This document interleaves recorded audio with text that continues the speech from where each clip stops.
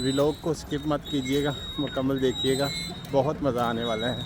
और ये सीधा ट्रैक जा रहा है साथ साथ कई किलोमीटर का।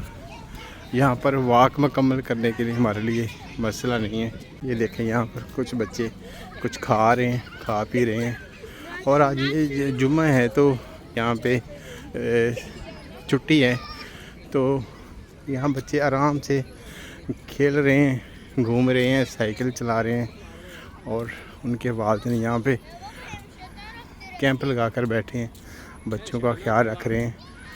लेकिन कोई ऊधम, कोई हल्लड़बाजी यहाँ पे नहीं है, कोई अफरा तफरी का माहौल नहीं है। और बिल्कुल सुकून, सिर्फ बच्चों की शरारतों की हल्की फुल्की आवाज़ें आ रही हैं, बाकी सारा माहौल बिल्कुल ज़बरदस्त है। अब हमारे सामने एक बहुत ऊंचा मीनार है और यहाँ पे बच्चे खेल रहे हैं। चलिए वहाँ पर जाकर देखते हैं बच्चे क्या करते हैं। ना आसमान साफ़ है, चंदा मामू साफ दिखाई दे रहे हैं। दोस्तों, जैसा कि मैंने पहले कहा कि यहाँ के माहौल में बहुत ज़्यादा अमन है, सुकून है।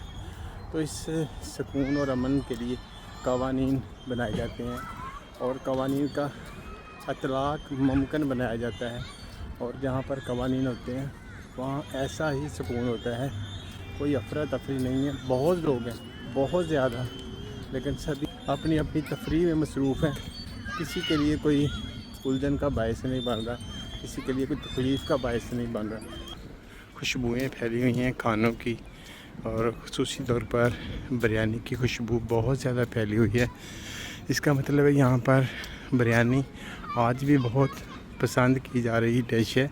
और ये पाकिस्तानी और इंडियन हैं जो यहाँ पर बिरयानी को यहाँ पर प्रमोट कर रहे हैं। बिरयानी, अगर अच्छी बिरयानी बनी हो तो किसका दिल नहीं चाहेगा कि वो खाए, चाहे वो चिकन है, चाहे वो मटन है या बीफ बिरयानी है।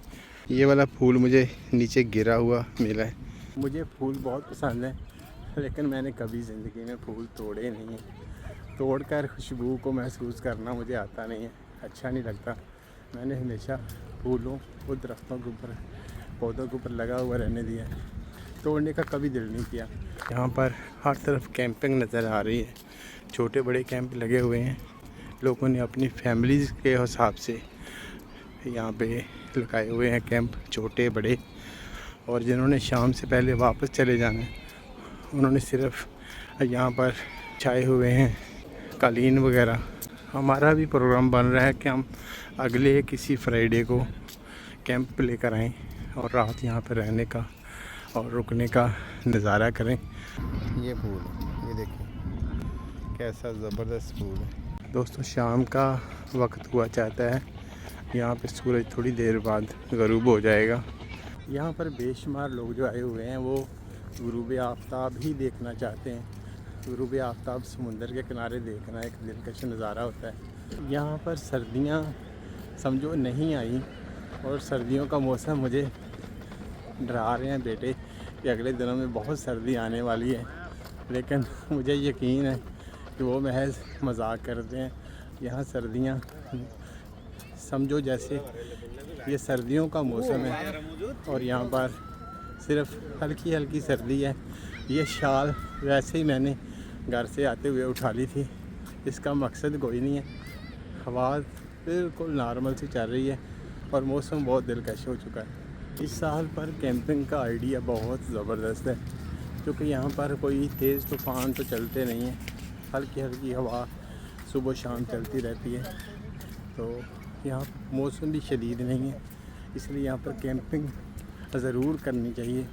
जो दोस्त यहाँ पर आते हैं उनको मेरा यही मशवरा है कि कैंपिंग का एक दफ़ा मज़ा ज़रूर लें, और हम इंशाल्लाह नेक्स्ट फ्राइडे या उसके बाद कहीं ज़रूर ये तजर्बा करेंगे।